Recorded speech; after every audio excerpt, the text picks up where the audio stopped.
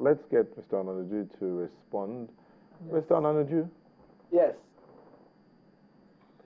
I have heard Mr. Obahegbon. The president has surpassed a lot of those things he's talking about. We didn't say we're going to build a car assembly plant. What he said, he will build a conducive atmosphere. Today, Innocent is about to start exporting cars. We today are not only Africa's largest economy by the GDP count, we are also Africa's largest destination for foreign direct investment, and we are also beneficiaries of Africa's largest direct domestic investment. We have become Africa's most admired country today by other Africans. Despite our challenges, Nigeria is like a virgin suddenly discovered today by the gentleman. We should ask, why is there so much rush for the control of the soul of Nigeria? Because we have been responsible for Nigeria's longest period of economic expansion. 16 years unbroken, on a class that are matched by any other state in Africa. We have been responsible for bringing a stability in governance to allow the APC government to go into the Eco-Atlantic housing project. If it were before, they will be harassed. Good luck allows everybody to live and let live, allowing the Igbo adage of Ebe Berugubere to sustain. And this is what we've been asking for. Allow everybody to be part of it. Our country today is being recognized as about the country with the third fastest growing economy in projection for this year. Every single indicator record talks very great about Nigeria. Ask yourself why. Why is Nigeria suddenly, despite our rebasing of the economy, with so much infrastructure deficit?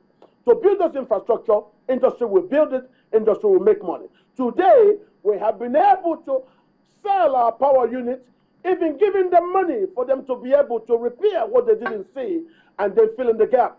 We will very soon have the electricity market becoming as buoyant as our telecoms market.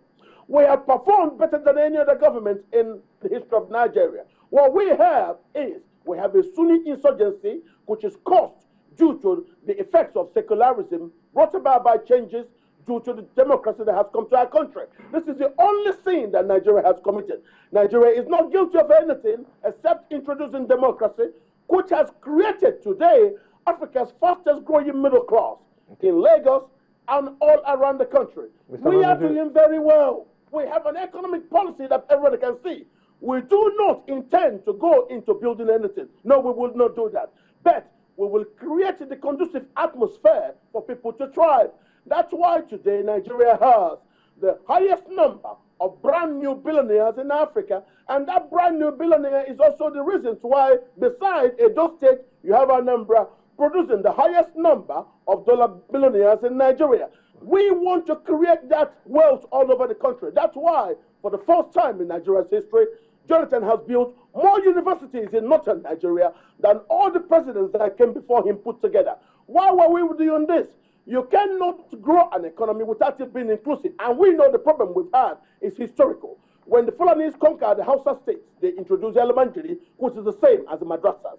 The elementary is the reasons why northern Nigeria is to humanities largest if I may come in here, access to education. The question we have now built more schools in northern Nigeria so that there will be more children who can participate and gain in a tomorrow's Nigeria. Okay. We want an inclusive system. That's why we're different from the APC. The question that brought about the digression into the achievement of the PDP or the APC has to do with the deployment of the military, security of those that are conducting the elections and those who are coming out to vote.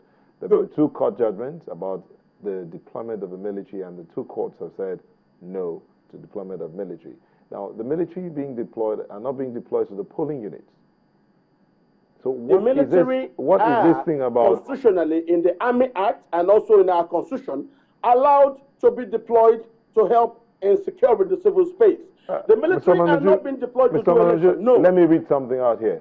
The military are only securing the town, the environment, so that the APC talks do not come in to see the polling units today Section do what they 215 of the 1999 Constitution as amended states that the maintenance of internal security, including law and order during elections, shall be the duty of the Nigeria Police.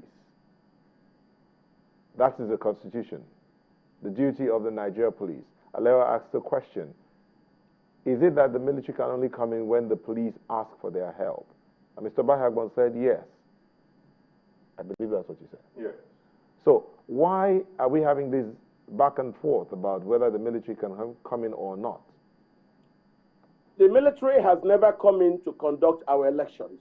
The APC is only engaged in political acrobatics and legal jump about. We are not putting the military to conduct the election. No, the 700,000+ staffs that INEC is employing are the ones to do the election, plus the INEC's internal staff. The military are only there to secure the towns. As there is a war right now raging out in the northeast, the military are to be called out to secure these spaces. If there is no military, me, who lives in Abuja, would not come out to vote. No. Okay, so how do you react to this? Mr. Ononuju, how do you react to this? They are not conducting the elections. No, they are not. Okay. They are securing our towns. They are securing the roads. There is nothing wrong with the military staying in between the entrance between Kefi and Abuja to be sure that band of thugs are not hired from Kefi to rush into Abuja. Okay, Mr. Ononuju, we don't have time and we have to go real quick. Where nobody can find them. How do you react to this judgment? All over to protect the space. Mr. Ononuju? Yes. You will react to this, then we can get Mr. Obaya to react because we're out of time so that Mr. Tam George can close it up. A judgment delivered by Justice R.M. Aikawa of the Federal High Court in Sokoto in the suit marked FH, all the numbers and others, had restrained the President and INEC from engaging the service of the Nigerian Armed Forces in the security supervision of elections in any manner whatsoever in any part of Nigeria without the act of the National Assembly. Now, that's another court judgment. We talked about one earlier. This is another one. So how does this work as we go into the elections? Good. In any manner, mark the word, in any manner. What the judgment says that the military should not be used for election. Nigeria has never used military for election. The military are not going to take over the judge or the work of the 700,000 ad hoc staff employed by INEC. No. The 700,000 ad hoc staff plus INEC's internal staff are the ones to run and conduct the election. Okay. The military are to do what they are doing currently because the country is in civil war. And there are politicians who are desperate to seize power through any means. All right. Thank you, Mr. Ononuju. And block the channel so that nobody... We'll come back to you for your last words, or maybe you should just take your last word now in 30 seconds, please. Your last word.